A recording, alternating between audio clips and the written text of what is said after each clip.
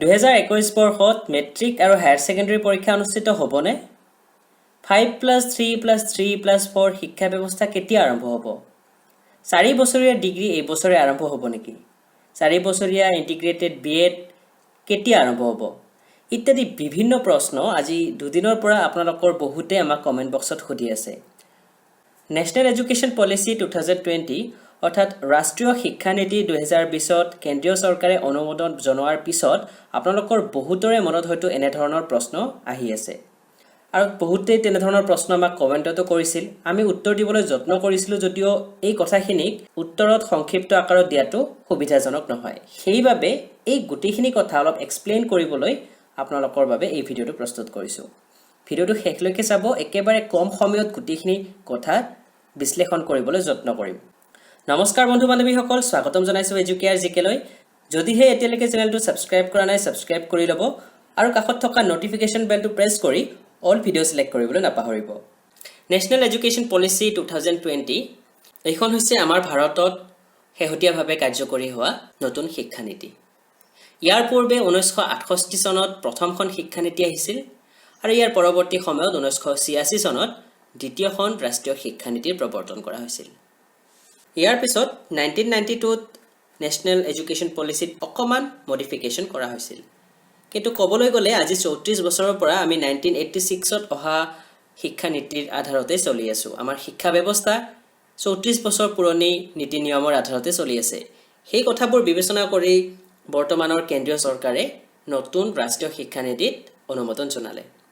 এতিয়া আটাইৰে মনত আহি থকা প্ৰশ্নসমূহ হৈছে যে এই শিক্ষানীতিখন কেতিয়া বলবৎ হ'ব। ইয়াত উল্লেখ থকা নতুন নতুন যিসমূহ পইণ্ট আছে, যিসমূহ নতুন নতুন বিষয় আমি দেখিবলৈ পাইছোঁ, যেনে ধৰক শিক্ষা ব্যৱস্থাৰ সাল সলনি, আগৰ 10+2ৰ সলনি 5+3+3+4 কৰা হৈছে। তেনেদৰে ডিগ্ৰী এতিয়া 4 বছৰীয়া কৰা হ'ল। ষ্ট্ৰীম ছিষ্টেম নাথাকিব, সকলোৱে নিজৰ ইচ্ছা অনুসৰি ছাবজেক্ট ল'ব পাৰিব। তাৰোপৰি বৃত্তিমূলক শিক্ষা আৰম্ভ হ'ব, ইণ্টিগ্ৰেটেড বিএড আৰম্ভ হ'ব 4 বছৰীয়া। এই গোটেইবোৰ কেতিয়া আৰম্ভ হ'ব সেই কথাখিনি নিশ্চয় আপোনালোকৰ মনত খেলাই আছে। এতিয়া চাওক, ভাৰতত শিক্ষা বিষয়টো হৈছে এটা সমৱৰ্তী বিষয়। অৰ্থাৎ এই বিষয়টো কেন্দ্ৰ আৰু ৰাজ্য দুয়ো ধৰণৰ চৰকাৰৰ হাতত থাকে। ভাৰতবৰ্ষত এনেধৰণৰ বহু বিষয় আছে যিসমূহ কেন্দ্ৰীয় চৰকাৰৰ হাততো থাকে আৰু ৰাজ্য চৰকাৰৰ হাততো থাকে। আৰু সেইবাবে যদিও এই নতুন শিক্ষানীতি কেন্দ্ৰীয় চৰকাৰে প্ৰৱৰ্তন কৰিছে বা অনুমোদন জনাইছে, এইখিনি বলবৎ হ'বলৈ ৰাজ্য চৰকাৰৰ ওপৰতো বহুখিনি কথা নিৰ্ভৰ কৰিব।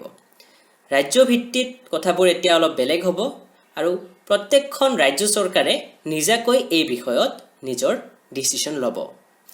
আমাৰ অসমৰ ক্ষেত্ৰত কথাবোৰ কেনেধৰণৰ হ'ব সেই বিষয়ে অলপ আলোচনা কৰোঁ। এতিয়া চাওক, আমাৰ অসমত শিক্ষাৰ বাবে বহুকেইটা বিভাগ আছে।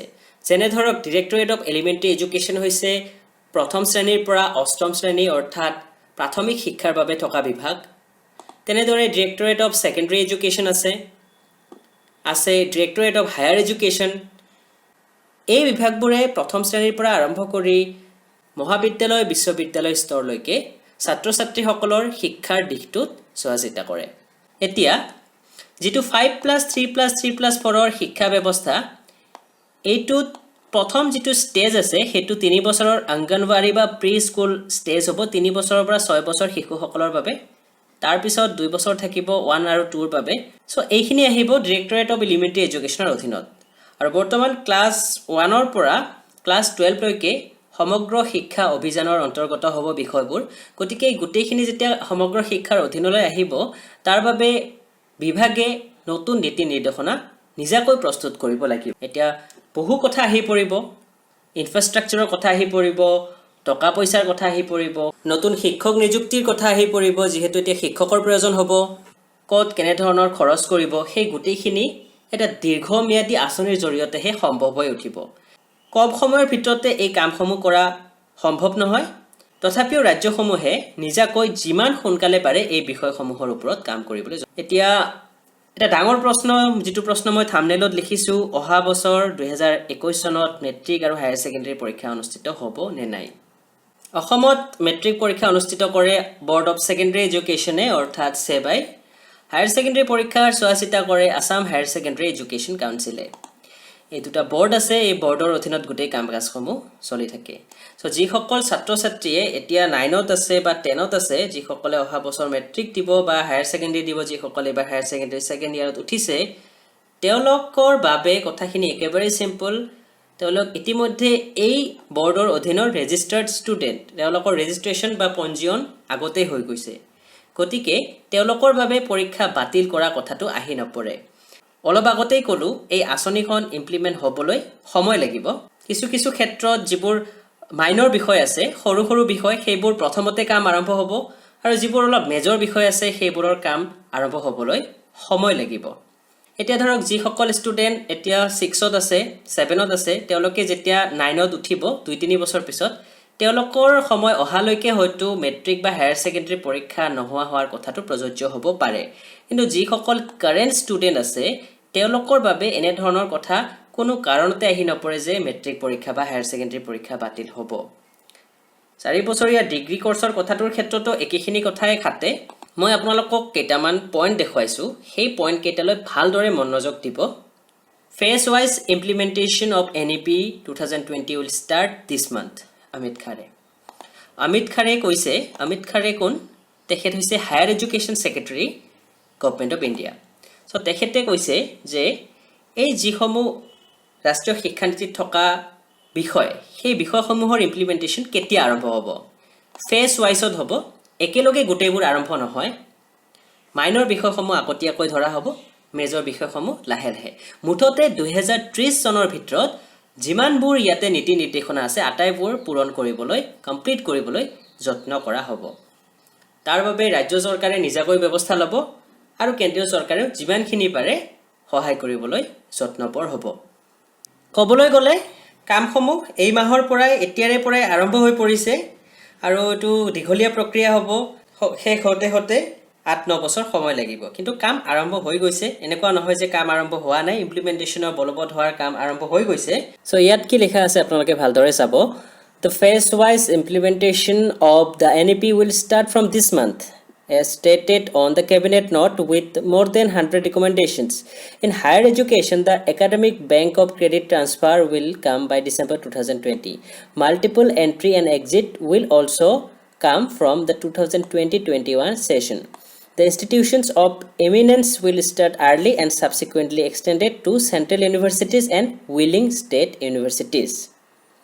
So কথাখিনি হল এই বছৰৰ পৰাই এটু শিক্ষা বৰ্ষৰ পৰাই যেটো multiple entry and exit system অৰ্থাৎ কোনবা এটা ইয়াৰত আপোনালোকে যেতিয়া আধাতে বাদ দিবলগীয়া হয় তাৰ পিছতো যেটো সাৰ্টিফিকেট ইস্যু কৰাৰ বা ডিগ্ৰী ডিপ্লোমা ইস্যু কৰাৰ নতুন সিস্টেম হেতু এইটো শিক্ষা বৰ্ষতে আৰম্ভ হোৱাৰ কথা ঘোষণা কৰিছে কিন্তু সকলো শিক্ষানুষ্ঠানত নহয় কিছুমান শিক্ষানুষ্ঠানতহে সেইখিনি আৰম্ভ হ'ব প্ৰথম অৱস্থাত আৰু লাহে লাহে এক্সটেন্ড হ'ব সেন্ট্ৰেল ইউনিভাৰ্সিটি সমূহলৈ আৰু ষ্টেট ইউনিভাৰ্সিটি সমূহলৈ বুজি পাইছে নিশ্চয় এইবাৰ তলৰ পিনে কি লিখা আছে The recommendations are being divided into non-financial and financial reforms and the former will be started early দুটা ভাগত ভাগ কৰিছে এটা হৈছে non-financial আৰু এটা financial কিছুমান কাম আছে যত ফাইনান্সৰ ইমান বেছি প্ৰয়োজন নহয় সেইখিনি কাম আগতীয়াকৈ হ'ব আৰু যিবোৰ ফাইনান্সিয়াল ৰিফৰ্মছ আহিব যত টকা পইচাৰ প্ৰয়োজন হ'ব সেইখিনি লাহে লাহে আহিব কাৰণ টকা পইচাৰ কথাটো যেতিয়া আহি পৰে তাত বহুখিনি চিন্তা চৰ্চাৰ প্ৰয়োজন আহি পৰিব এটা লিখিছে many of the reforms do not require funds but a new way of thinking for example multiple entry and exit is not related to funding but to modular courses and credit bank and so it can be done যেটো multiple entry and exit system হেতু যে এটো শিক্ষা বৰ্ষৰ পৰা আৰম্ভ হোৱাৰ কথা কোৱা হৈছে তাত মন কৰিব কোনো ধৰণৰ ফাণ্ডৰ কথা আহি নপৰে সেইভাবে এটো এটা নিউ ৱে অফ থিংকিং এই বছৰতে আৰম্ভ কৰাৰ কথা চিন্তা চৰ্চা কৰা হৈছে আৰু হেতু কথাই উদাহৰণ স্বৰূপে ইয়াতে দেখুৱাইছে যিবোৰ কামত ফাণ্ডৰ প্ৰয়োজন নহব সেইবোৰ সোনকালে আৰম্ভ হ'ব নতুন এডুকেশ্যন পলিচি অনুসৰি There will be an implementation committee to continuously monitor and the reports will be placed before CAB regularly.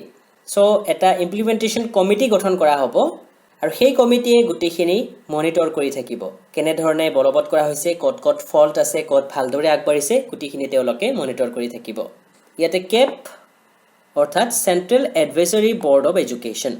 প্ৰশ্ন কৰিছে, are all reforms to be implemented nationally straight way? সকলোখিনি ৰিফৰ্ম কেন্দ্ৰীয়ভাৱে একত্ৰ ৰূপত কৰা হ'ব নেকি? ইয়াৰ উত্তৰটো হ'ব, in many cases we will run pilot projects before taking it nationally, so as to ensure students are not adversely affected. For example, the academic bank of credit will be tried first in some of the IITs and central universities and so that the system is 100% secure. So কিছুমান বিষয় প্ৰথম অৱস্থাত উদাহৰণস্বৰূপে ইয়াতে দিছে IIT আৰু central ইউনিভাৰ্চিটিসমূহত try কৰিব, তাৰ পিছতহে ষ্টেট ইউনিভাৰ্চিটিসমূহলৈ আগবাঢ়িব। ইয়াতে উদাহৰণ দিছে যিটো একাডেমিক বেংক অফ ক্ৰেডিট অৰ্থাৎ যেটো ক্ৰেডিট ট্ৰান্সফাৰৰ সিস্টেম ইয়াতে কোৱা হৈছিল, সেইখিনি প্ৰথমতে IIT আৰু চেণ্ট্ৰেল ইউনিভাৰ্চিটিসমূহত কৰা হ'ব পৰীক্ষামূলকভাৱে। When is the 4-year degree program to be rolled out? 4 বছৰীয়া ডিগ্ৰীৰ কথাটো ইয়াতে লিখিছে, IOEs will be encouraged to start immediately in 2020-21 as some of them have already signed the MOU. IOE অৰ্থাৎ ইনষ্টিটিউট অফ এমিনেন্স, যিসমূহ ভাৰতৰ আগশাৰীৰ শিক্ষানুষ্ঠান আছে, সেই শিক্ষানুষ্ঠানসমূহক কোৱা হৈছে 2020-21 শিক্ষাবৰ্ষৰ পৰাই যিটো 4 বছৰীয়া ডিগ্ৰী পাঠ্যক্ৰম আৰম্ভ কৰিবলৈ তেওঁলোকক কোৱা হৈছে। আৰু তেওঁলোকে ইতিমধ্যে MOU অৰ্থাৎ চুক্তিপত্ৰত স্বাক্ষৰ কৰিছে, মেমৰেণ্ডাম অফ আণ্ডাৰষ্টেণ্ডিং 2020-21 শিক্ষাবৰ্ষৰ পৰা আৰম্ভ কৰিব আৰু বাকী লাহে লাহে হৈ থাকিব। 21-22ৰ ভিতৰত চেণ্ট্ৰেল ইউনিভাৰ্চিটিসমূহে জইন কৰিব আৰু তেনেদৰে এই প্ৰচেছটো আগবাঢ়ি থাকিব। আৰু দুটা পইণ্ট ইয়াতে উনুকিয়াব খুজিছোঁ। এটা হৈছে when will the Higher Education Commission of India will be functional? যেহেতু এতিয়া এটা হায়াৰ এডুকেশ্যন কমিশ্যন ফৰ্ম কৰা হ'ব, তো কেতিয়া ফাংচনাল হ'ব সেই প্ৰশ্নটোৰ উত্তৰত অমিত খাৰে ছাৰে কি কৈছে, The cabinet note has been prepared. However, the draft of the bill will be put up in public domain for a month for feedback sometime in September. The bill is 90% ready. So বিলখন prepare কৰা হৈছে, প্ৰায় 90% ready হৈছে। ছেপ্টেম্বৰৰ ভিতৰত ৰাইজৰ মতামত ল'বৰ কাৰণে তেওঁলোকে বিলখন ৰাজহুৱা কৰিব আৰু সেই বিষয়ে এইটো উত্তৰ দিছে। নেক্সট প্ৰশ্ন, what will happen to UGC, AICTE or NAC? So ইয়াৰ উত্তৰত কৈছে, they will be merged within the new organization. The bill which we are planning is providing a repeal and saving clause.